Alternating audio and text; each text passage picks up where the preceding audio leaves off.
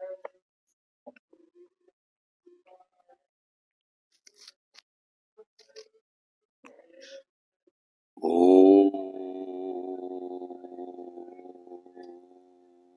नमो सिद्धेभ्यः। नमो सिद्धेभ्यः। ओम नमो सिद्धेभ्यः।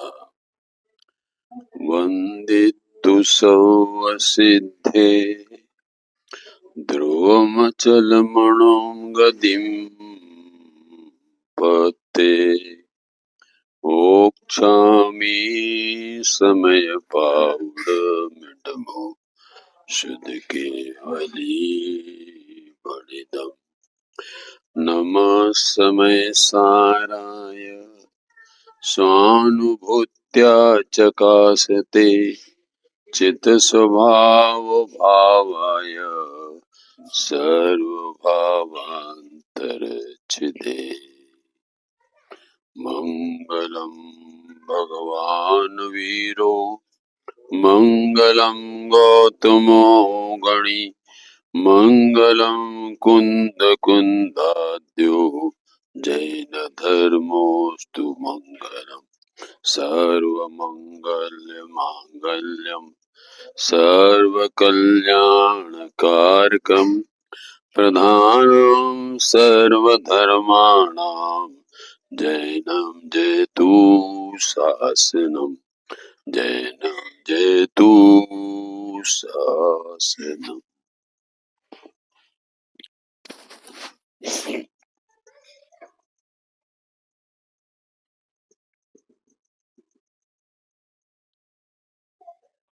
यह समय सार नामक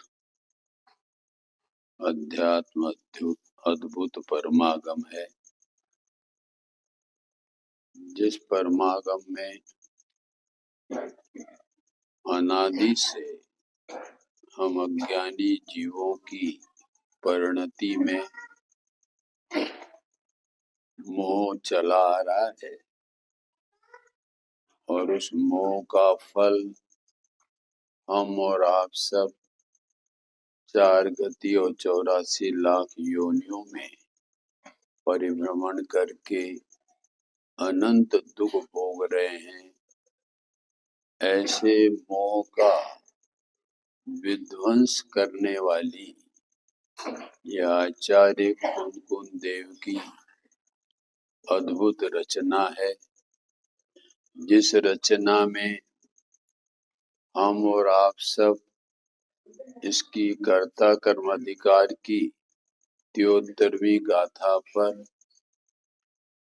स्वाध्याय कर रहे हैं और जो हमारा अनादि काल का मोह है उसका कैसे विनाश हो, जिससे हमारी पर्याय में सम्यक्त्व की प्राप्ति हो, आश्रव से निवृत्ति हो, इसकी चर्चा कुंद देव ने 73वीं गाथा में की है। यद्यपि हम और आपने इस मोह का नाश करने के लिए 4 गति और 84 लाख योनियों में हमने इतने भव किए, अनंत तो स्वर्ग के भव किए, अनंत नरक के भव किए और तिर्यंच के भी भव किए, और वह भव करने का एकमात्र कारण मोह भाव था, मिथ्यात्व भाव था। और वह मिथ्यात्व भाव क्या था कि अपने आत्मा को भूलकर जगत के पदार्थों को अपना मानना, धर्म में लाभ मानना, ऐसा जो यह मोह रूपी भाव था, मिथ्यात्व रूपी भाव था कि जिसने हम और आपको उसके फल में इतना परिभ्रमण कराया। आप सोच सकते हो कि हम और आपने स्वर्ग के भी कितने भव किए और वह भव कोई सामान्य भावों से नहीं मिलते, उत्कृष्ट शुभ भावों से मिलते हैं। किंतु उन उत्कृष्ट शुभ भावों से भी हमारा मोह का विध्वंस नहीं हुआ, और हमने नरक के भी अनंत भोग किए और कितने दुख पाए होंगे, किंतु हम सब अभी सब भूल गए। हम सब उसको विस्मरण किए हुए हैं। अगर स्मरण में उन भवों को याद करें और याद करके अपना चप्पा चप्पा, आपको यह भाषित होगा कि वह हमारा चप्पा चप्पा प्रदेश प्रदेश इतने भवों से जन्म मरण करके कितना दुख पाया होगा। वह दुख का स्वरूप सुनते ही हमारे आत्मा के रोंगटे खड़े हो जाएंगे। इतना दुख पाया अनंत भव में, परंतु भूल गए, सब विस्मरण कर गए। एक भव का भी हम और आपको उसका स्मरण नहीं आता है। आवे तो उसका दूर करने का हमारे द्वारा प्रयत्न भी हो, किंतु प्रयत्न क्यों नहीं हुआ, क्यों नहीं हो रहा है? यही है कि हम भूले हुए हैं। हो गया तो हो गया, अब तो मजा मौज करो, आनंद करो इस भाव में। तो ऐसी परिणति, और इसके साथ साथ इस मोह को हम और आपने विध्वंस करने के लिए क्या नहीं किया? तप किए, शास्त्रों का ज्ञान किया, अनेक प्रकार के स्वभाव किए, किंतु उन स्वभावों से भी और उन तपों से भी हमारा मोह का एक अंश भी विध्वंस नहीं हुआ। ये सोच लो, विध्वंस तो नहीं हुआ, माने मोह का विध्वंस नहीं हुआ, अर्थात सम्यक्त की प्राप्ति नहीं हुई, धर्म की प्राप्ति नहीं हुई। वो धर्म की प्राप्ति और सम्यक्त की प्राप्ति नहीं होना और मोह का हम और आपके जीवन में वह चलना, उससे ही हमारा अनंत भव हो जाते हैं।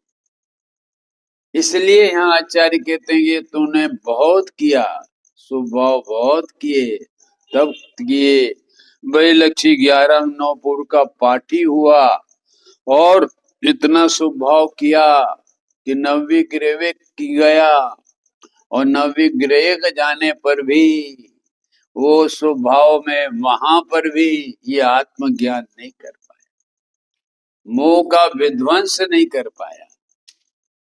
यहां तक अनंत बार मुनि भी बना और इतनी रात की मंदता की कि शरीर की जांग में चीर के नमक डाले तो भी आंख का कोना लाल नहीं होवे, कोई परिणाम में विकृति और क्रोध न आवे, इतनी रात की मंदता की, फिर भी मोह का विध्वंस नहीं हुआ, मोह का अभाव नहीं हुआ।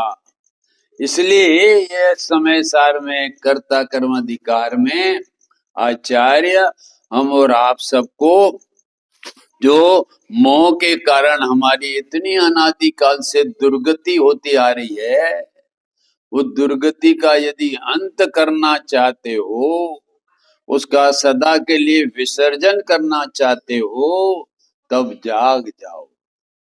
और उस जागने के लिए यहाँ आचार्य हम और आपको उपाय बताते हैं कि उसका एक ही उपाय है, आत्मानुभूति, आत्मा का प्रत्यक्ष बना, जो हम और आप सब विगत उससे कुछ दिनों से ये 73वीं गाथा के स्वाध्याय करते करते यहाँ पर हम आए हैं कि मोह का, मिथ्यात्व का ये नाश करना है। तो हम क्या उपाय है वो बताओ महाराज। तो महाराज ने बताया कि एक ही उपाय है, 3 काल और 3 लोक में एक ही उपाय, अन्य दूसरा कोई उपाय नहीं। अन्य उपाय जो है पाप छोड़ो पुण्य करो, वह सब गतियों को ही परिभ्रमण करने के उपाय। यह अगर परिभ्रमण का अंत लाना है तो एक उपाय, क्या? शुद्धात्मा की अनुभूति। अनुभूति, और कोई उपाय नहीं है। और उस उपाय को यहाँ विधि बता रहे हैं। कल हम और आपने इस आत्मानुभूति के संबंध में, इंद्रियों के संबंध में विचार किया था कि ये इंद्रियां तो हमारे आत्मानुभूति में सहयोग होगी, माध्यम होगी, इनके माध्यम से तो हम आत्मा का अनुभव कर पाएंगे। किंतु कल हमने एक एक इंद्री का विषय पर विचार किया तो सब इंद्रियों के विषय बहिर्मुख थे, सबके दरवाजे बाहर खुलते थे। और यद्यपि हमारा भगवान आत्मा तो अंदर अप्पा है, अप्पो अप्पाणम, अंदर में है, और वह अंदर का आत्मा बहिर्मुख दृष्टि से वह हम और आपकी अनुभूति में आ नहीं सकता। वो उसके लिए तो अंतर्मुख दृष्टि करनी पड़ेगी, अंतर्मुख वृत्ति करनी पड़ेगी, तब यह अंदर का भगवान आत्मा अनुभव में प्रत्यक्ष बने आएगा। और प्रत्यक्ष बने आएगा तो यह मोह का विध्वंस हो जाएगा। तो वह इंद्रियां जो हमारे आत्मा की अनुभूति करने में किंचित भी कार्यकारी नहीं है, तो प्रश्न उपस्थित होता है कि पंडित जी, इंद्रियां तो हमारे ज्ञान करने में निमित्त है, इसलिए इंद्रियों को लक्ष्य क्यों छोड़ा जावे, इंद्रियों को क्यों जीता जावे। ऐसा शास्त्र में आता ना कि इंद्रियों को जीतना पड़ेगा, तब जितेंद्रिय होगा, तभी तुझे भगवान की सच्ची स्तुति होगी। ऐसा हमारे 31वीं गाथा में आया है कि तीर्थंकर भगवान की सच्ची स्तुति कब होगी।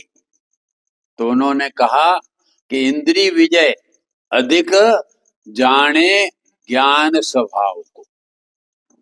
क्या शब्द डाला कि यदि तुझे आत्मा ये जितेंद्रिय जिन बनना है, भगवान की सच्ची स्तुति करना है, तो ये इंद्रिय विजय अधिक जाने आत्म को, कि इंद्रियों से भी भिन्न, भिन्न अधिक का अर्थ क्या है, भिन्न, महान, ये देह देवल में अतीन्द्रिय ज्ञान स्वभावी आत्मा है, उसको इंद्रियों से भी भिन्न जानना पड़ेगा।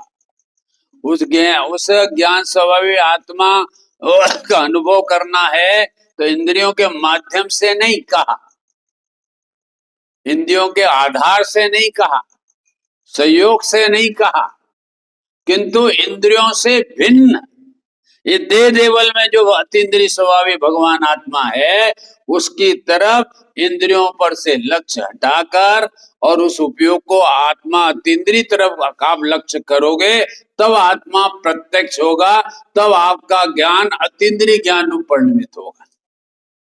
इंद्रियों के माध्यम से 31 गाथाओं स्पष्ट का। मेरे को तो आश्चर्य होता है, जबकि यह आत्मा प्रत्यक्ष स्वभावी है, अनुभव में आ सके, और उसके लिए तुम माध्यम बताते हो कि इतना करना पड़ेगा, तब इतना करना पड़ेगा, सब स्वभाव, तब आत्मा प्रत्यक्ष होगा। तो क्या हमारे भगवान आत्मा को तुमने इतना कमजोर समझा है कि जिसके लिए कोई माध्यम की आवश्यकता पड़े? क्या जितन, ये भगवान आत्मा को इतना कमजोर समझा? अरे पुराने जमाने में पति को पत्नी से बात करनी होती ना, तो बीच में मीडियम रखते थे, पुराने जमाने के। आजकल के तो कोई सवाल ही नहीं है, समझे? आजकल के जमाने की माता बहनों का, वो ससुर हो कि कोई भी हो, दोनों बात करते रहे। बोलो, तो आप समझो, तो आप समझ में आया कि पुराने जमाने में पति पत्नी को बात करते थे तो इतना संकोच होता है कि सीधा बात नहीं कर सकते किसी के सामने, और बात करना हो तो बीच में एक आदमी रखते हैं, वो पुरुष बोलेगा तो वो बात फिर इधर प्रसारित करे, फिर ये बोलेगा ही तो फिर इधर प्रसारित करे। ऐसा पहला जमाना था। किंतु उन पति पत्नियों को असली बात करना हो तो बीच में मीडियम रखा जाएगा। बोलो जी। यो तो बाहर की बातों के लिए तो ठीक है मीडियम राजेश जी, किंतु पति पत्नी को असली बात करना है तो बोलो मीडियम सहयोग होगा कि मीडियम बाधक होगा? हाँ, जब तक वह हमारा मीडियम हटेगा नहीं तब तक पति पत्नी में असली बात नहीं हो सकती है। ऐसी हमारी ज्ञान रूपी पत्नी को अपना पति परमेश्वर भगवान आत्मा का अनुभव करना है, उसकी अनुभूति करना है, तो बोलो कितना मीडियम चाहिए भाई साहब? हमारे आत्मा को इतना हल्का समझा मीडियम? नहीं, स्वभाव करेंगे तो होगा, कुछ स्वभाव करेंगे तो होगा। समझे भाई साहब? मैंने लोग क्या समझते हैं अपने आत्मा को, इतना कमजोर समझते हैं। अरे जितना ये स्वभाव है ना, ये बाधक भाव है, ये साधक भाव नहीं है। साधक भाव तो आत्मा का सन्मुखता का जो ज्ञान है, सम्यक ज्ञान, वह आत्मा का अनुभूति करा सकेगा। पर तो भय लक्षी ज्ञान वो तो बाधक ज्ञान है। नहीं पंडित जी, शास्त्र के ज्ञान से तो आत्मा जानने में आएगा, इसलिए शास्त्र ज्ञान तो सहयोगी है ना। अरे भाई, ये पांच इंद्री का जो है ना, ये पांच इंद्री हमें ज्ञान करने में ही निमित्त नहीं है। ये पांच इंद्रियां हमारे विषय कषाय में उलझाने में भी निमित्त है। क्या पांच इंद्रियां नवीन जी क्या है? विषय में। ये पांचों इंद्रियां है ना, वो विषय कषाय में भी उलझाने में निमित्त है। मात्र ये शास्त्र का ज्ञान करने में निमित्त नहीं है। और शास्त्र का ज्ञान जो होता है इस इंद्रियों के माध्यम से, वो आत्मलक्षी ज्ञान होता है कि बहिर्लक्षी ज्ञान होता है? और जो बहिर्लक्षी ज्ञान हो वो हमारे आत्मानुभूति करने में कैसे सहयोग होगा? इसलिए हमारे प्रवचन सार में कहा कि ये इंद्रिय ज्ञान भी है, शास्त्र ज्ञान भी है। इसके माध्यम से तो आत्मा की अनुभूति करना चाहे तो नहीं होगा। पांच इंद्रिय के विषयों के तरफ से लक्ष्य करके आत्मा की तो अनुभूति हो ही नहीं सकती। किंतु यह शास्त्र ज्ञान से भी आत्मा की अनुभूति नहीं होगी, क्योंकि आत्मा तो प्रत्यक्ष स्वभावी है। वो तो सीधा आत्मा अनुभव उपयोग लगावे और उसकी अनुभूति में आ सकता है। इसलिए आचार्य ने प्रत्यक्ष स्वभाव कहा। इस आत्मा को हमारे वो उसमें 31वीं गाथा में उसका अतीन्द्रिय ज्ञान करने के लिए उन्होंने चार बातें बताई भिन्नता की। एक बात तो ये बताई कि जगत के सब पदार्थ इस आत्मा की अपेक्षा से परद्रव्य है। सब पदार्थ कौन से? देव साध गुरु भी समझ लेना, स्त्री कुटुंब तो पर है ही, किंतु ये भगवान भी जब तक लक्ष्य करेंगे तो अंतर्मुख नहीं हो पाए।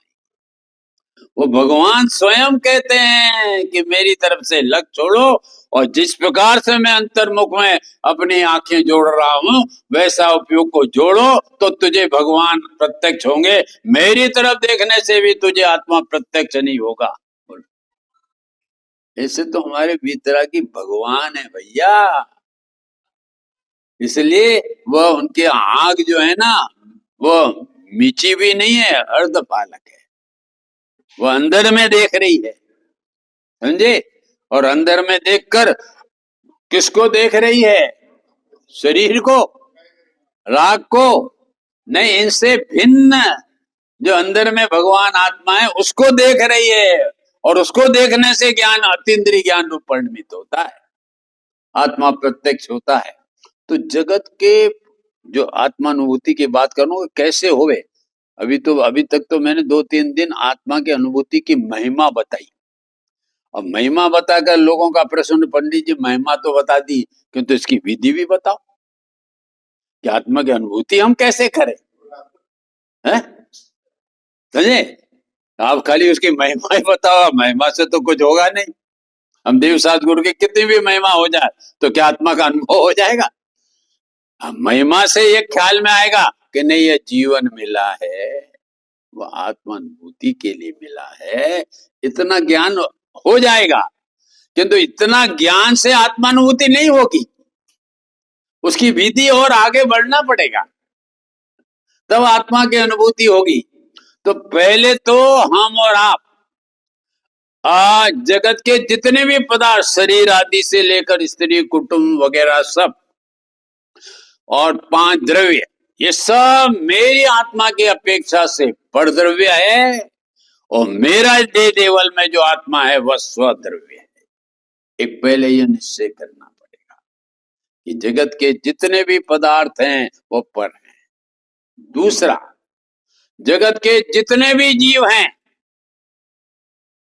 वो मेरी अपेक्षा से सब अजीव हैं। तो कुछ गहरी बात है क्या? मेरे जीव की अपेक्षा से आप सब क्या हो? अजीव। क्यों? कि उसमें मेरा जो ज्ञान दर्शन है वो तुम में नहीं पाया जाता, इसलिए मेरी अपेक्षा से तुम भी अजीव हो। ये जीव की प्राणी मात्र से लक्ष्य हटाना पड़ेगा। जब तक उनमें हमारा रहेगा, नहीं नहीं, पति पत्नी अपन तो दोनों एक हैं, 9 भाव तक रहेंगे, इसलिए अरे नहीं बापू, वो पत्नी में मेरा ज्ञान दर्शन नहीं पाया जाता, इसलिए वो मेरी हो ही नहीं सकती। मेरा ज्ञान दर्शन जिसमें पाया जावे वह मेरी चीज, हाँ वो मैं जी, वो मेरा ज्ञान दर्शन जिसमें नहीं पाया जावे वो मेरी चीज नहीं है। इसलिए मेरी अपेक्षा से सब क्या है? अजीव। अजीव का अर्थ यह मत समझना कि वह अचेतन हो गए, ज्ञान दर्शन रहित हो गए। नहीं, ज्ञान दर्शन सहित है, किंतु मेरा जीव उनमें ज्ञान दर्शन वाला नहीं है, इसलिए मेरी अपेक्षा से वे अजीव है। समझे भाई साहब? ये सोच लो कितना हम और आपको अंतर्मुख आने के लिए हमारा ज्ञान और दृष्टि में कितनी क्लियरता चाहिए। और जब तक इनमें हमारा थोड़ा भी रंग से मात्र अपनत्व रहा तो हम और आप सब अनुभूति नहीं कर सकते। अनुभूति के लिए इस प्रकार का जगत से नाता तोड़ना पड़ेगा कि यहां तक हम और आप सोचें कि ये जितनी भी इंद्रियां है ये सब मेरी अपेक्षा से, मेरी आत्मा की अपेक्षा से, अतीन्द्रिय ज्ञान या अतीन्द्रिय स्वभाव की अपेक्षा से ये इंद्रियां भी मुझसे भिन्न है। समझे? पहले पर द्रव्य से, अब मेरी उसमें आए तो ये भी भिन्न है। इससे भी आगे बढ़े, ये पूजा शुभाशुभ भाव जितने भी हैं, ये भाव भी मैं नहीं, मेरे नहीं, मैं इसका करता नहीं, मैं उससे भोगता नहीं, ये राग भाव भी पर के लक्ष्य हुए हैं। चाहे वो देव सतगुरु का शुभ भाव हो, वो शुभ भाव भी मेरे लक्ष्य से नहीं हुआ है, किंतु पर के लक्ष्य से हुआ है। इसलिए पर के लक्ष्य होने से ये पर भाव है, इसलिए मेरा स्वभाव नहीं है, इसलिए मेरे आत्मा से ये भी भिन्न है। बोलो अब 34 क्या? जगत के जितने भी पदार्थ हैं वे मेरी अपेक्षा से गे हैं और मैं ज्ञाया हूं। ये जितने भी मेरे ज्ञान में झलक रहे हैं, ये झलकने वाले जितने भी हैं, उनको क्या संज्ञा दी आचार्य ने? बोले गे है। वे मैं नहीं, वो मेरे नहीं। जितने भी स्त्री कुटुंब वगैरह, जितना भी जगत का शुभाशुभ भाव, ये सब इंद्रियां वगैरह, ये सब किस में आ गए? गे हैं। क्यों है? कि उनमें एक जलाने नाम का धर्म है, उसमें एक प्रमेत्व नाम का गुण है कि जिससे वे जनाने का काम करते हैं, और मैं ज्ञायक हूं उनका जानने का काम। उसका और मेरा कोई संबंध नहीं है। यदि संबंध मानो तो हमारी 31वीं गाथा कहती है कि वह संकर दोष है। संकर दोष समझते हैं? संकर दोष मैंने खिचड़ा। दोनों को एक मिला दिया। खिचड़ी कैसे बनती है बोलो भाई साहब, जिनेंद्र जी, खिचड़ी कैसे बनती है? दोनों मिल, चावल और मूंग को मिलकर खिचड़ी बनती है। और हमने गे, जगत के पदार्थ गे और ज्ञायक, इन दोनों को एक कर दिया तो क्या हो गया? खिचड़ा कर दिया, खिचड़ा। वो खिचड़ा जो क्या किया है ना, इससे मेरा आत्मा भिन्न है। ये दोष है।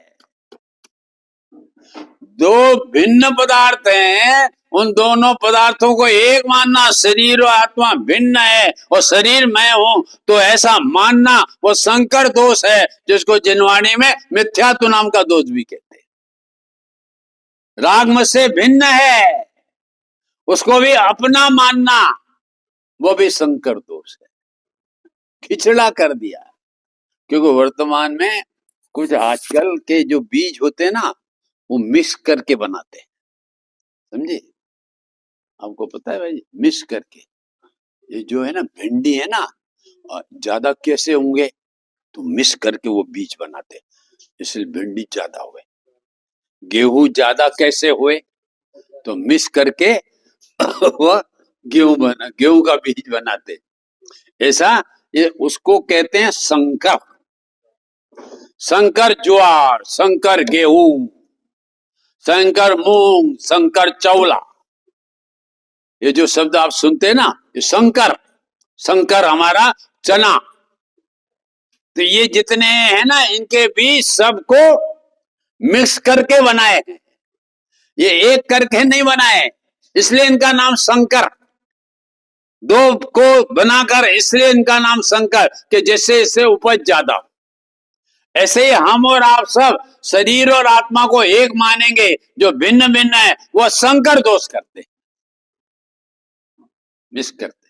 कर्मों को उपज ज्यादा होता। हाँ, कर्मों के दे लिया बराबर। नवीन भाई ने निकाला उसमें से, यदि तुम शरीर, राग, इंद्रिया, इन सब को एक मानोगे तो तुम्हारे में कर्मों की उत्पत्ति ज्यादा होगी। बिल्कुल सही बात है। हाँ, उससे कर्मों का अभाव नहीं होगा।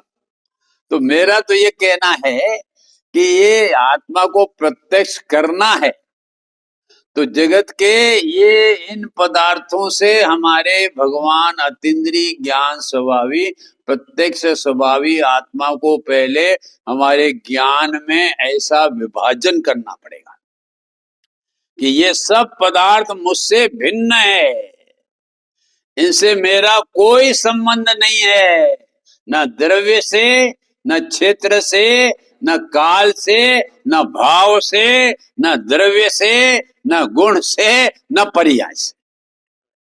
मैं इन सब से निराला तत्व हूं।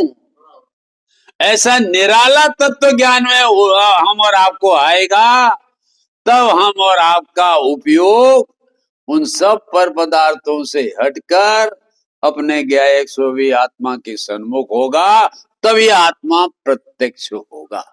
क्या हरिश्चंद्र जी? हरिश्चंद्र जी कहते हैं, पंडित जी ये तुम धर्म क्यों महंगा कर रहे हो?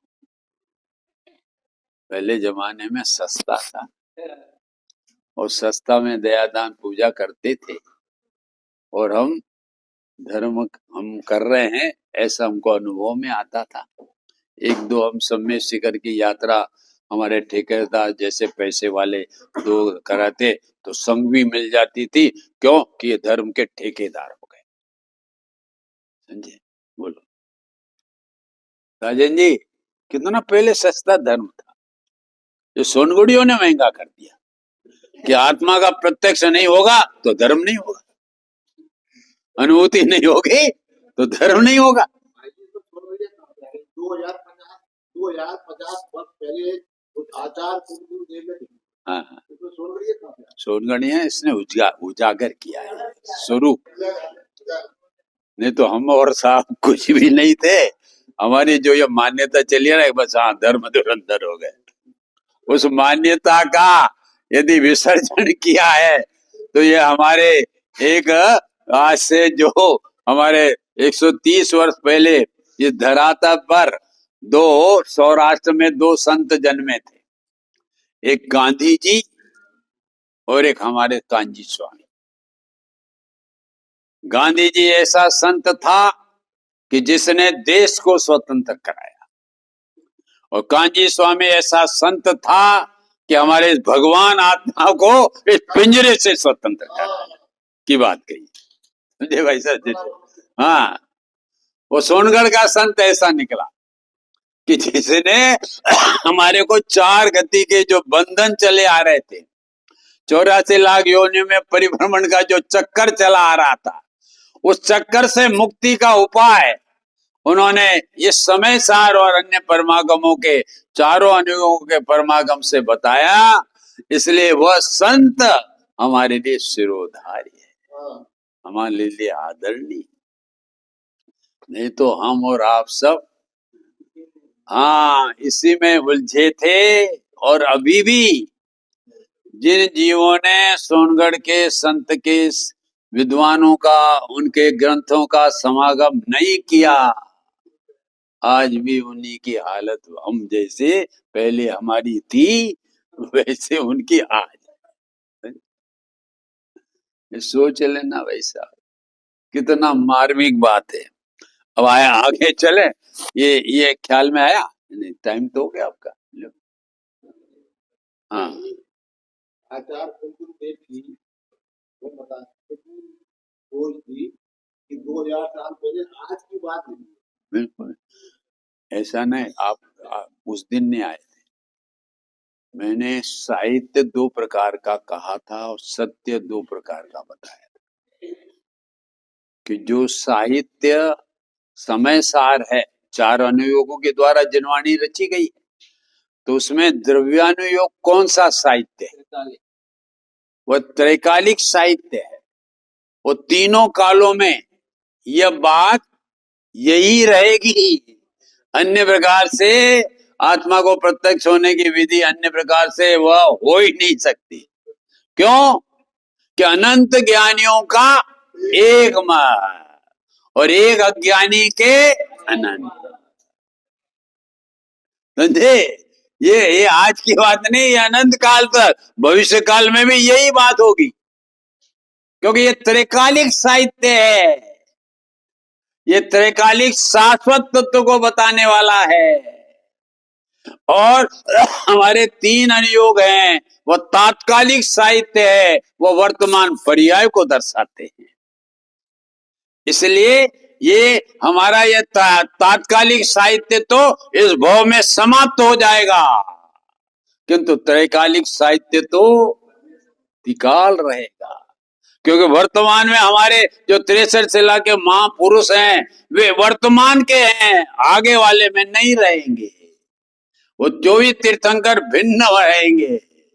ये हमारे वर्तमान में आदिनाथ से महावीर तक के हैं, ये इनका अंत आ जाएगा। इसलिए जिन शास्त्रों में इनकी बात कही गई है वे तात्कालिक साहित्य है, और भगवान आत्मा त्रैकालिक है। इसलिए उसकी बात यह समय सार आदि परमागम जो द्रव्यानी योग के हैं वह त्रैकालिक तत्व की बात करेंगे, और इस त्रैकालिक तत्व का प्रत्यक्ष बना होने पर ही यह जीव संसार से मुक्त हो पाएगा। अन्यथा कोई दया दान पूजा भक्ति के क्रिया कांड से यह जीव मुक्त नहीं होगा, गतियां चलेगी। तात्कालिक हाँ बराबर।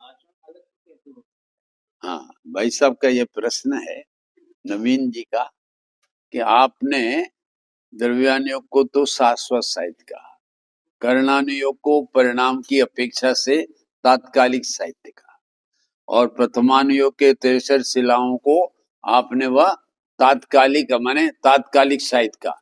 किंतु चरणानुयोग की जो बातें हैं वो तो त्रिकाल रहने वाली है, तो इसलिए उसको आप तात्कालिक साहित्य क्यों कहते हैं? तो उसको भी त्रैकालिक कहो ना। तो जो पूर्व में जो भविष्य में आने वाले हैं पंच महाव्रत और ये सब बातें, ये बात आचरण की होगी, किंतु उस समय द्रव्य क्षेत्र काल भाव अलग होगा, और वर्तमान में द्रव्य क्षेत्र काल भाव ये चरणानुयोग का पालन करने का अलग है। उस समय अलग होगा द्रव्य क्षेत्र काल, वो उस अनुसार से वे 28 मूल गुणों का निरतिचार जैसा पालना होगा उस समय वैसा पालेंगे। और दूसरा कि चरणानुयोग परिणाम की बात है, और परिणाम की जो बात है वह तात्कालिक की बात है, हाँ बदलते रहते। और हमारा भगवान आत्मा वो त्रैकालिक है, वो बदलेगा नहीं। ये हमारे सदाचार के परिणाम बदलेंगे, समझे, ये हर समय बदलते रहते हैं, परिणाम है ना। अभी एक सदाचार का परिणाम है, कल अपना जो सदाचार का परिणाम आएगा वो दूसरे समय में दूसरा सदाचार का परिणाम वो वही का वही आएगा, किंतु पर्याय बदल जाएगी। इसलिए जो भी पर्याय को बता कहने वाले जितने भी साहित्य हैं सब तात्कालिक साहित्य हैं। हम सबका परम सौभाग्य है कि जो ब्राह्मणों ने 6 महीने तक जिनवाणी की होली जलाई, किंतु उस होली में ये समय सारादि पंच परमागम बच गए।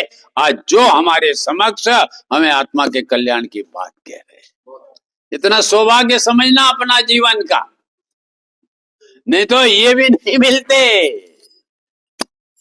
इसलिए ये जो मिल गए हैं तो अब जीवन को इसका लाभ लेने के लिए समर्पित कर दो। इसको गौण मत करो कि नहीं सुन लेंगे, ये नहीं चलेगा भैया। इसको मुख्य रखो, अन्य अपने गृहस्थ की बातें सब गौण करो। समय जैसे ही 9:30 बजे तो समझना कि घंटी बज गई कतरे की, कि अब ये गृहस्थी में रहने जैसा नहीं है, भागो यहाँ से काल कोठरी से। हाँ जब मैंने वो तो सब समझ लिए, हाँ हाँ, तो इसलिए ये मुख्यता नहीं है ना हमारे जीवन में इसकी। 30 दिन के लिए, एक दिन की बात थोड़ी है, 3 दिन 30 दिन, हाँ मुख्यता रखो इसको, गृहस्थ के जीवन को गौण रखो, उसको मुख्यता देने की जरूरत नहीं है। इस जीव ने अनंत बार इस गृहस्थ की अवस्था को मुख्यता की है, यहाँ के स्वभावों की भी मुख्यता की है, इसलिए तो अनंत बार स्वर्ग में गया, किंतु वहां भी आत्मा का अनुभव नहीं कर पाए। अनंत भाव नरक के पाप के भी किए, तिरियंच में कौआ बना, चींटी बना, अरे कुछ क्यों भूल गए ना तुम सब। इसलिए तुम्हें कोई अंतर से परिणाम उभरता नहीं है कि यह भाव मुझे आत्म कल्याण में लगाना चाहिए, और उसमें मुझे मुख्यतः जिनवाणी का स्वाध्याय करने में देना चाहिए, ऐसा परिणाम उभरना चाहिए। और वह किनको उभरेगा कि जिनका संसार किनारा निकट आ गया। अब जिनके भाव ज्यादा रहे नहीं है, अब अल्प भाव में ये आत्म रुचि का परिणाम ऐसा उग्र बनेगा कि उसको अब अनंत भाव नहीं होना पड़ेंगे, और वह अल्प भाव में आत्मा का कल्याण करके मोक्ष मार्ग में चला जाएगा।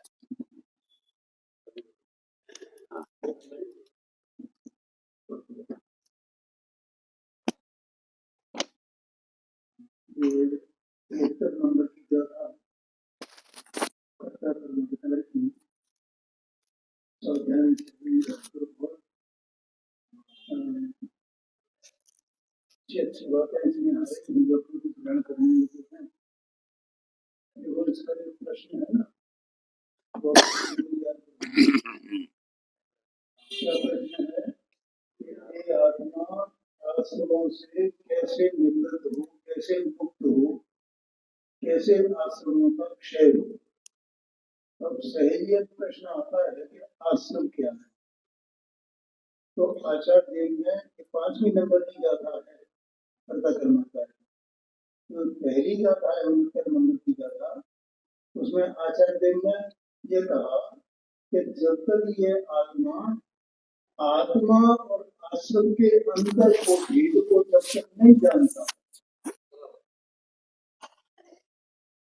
तब तक ये क्रोधाधिक में बरतता है।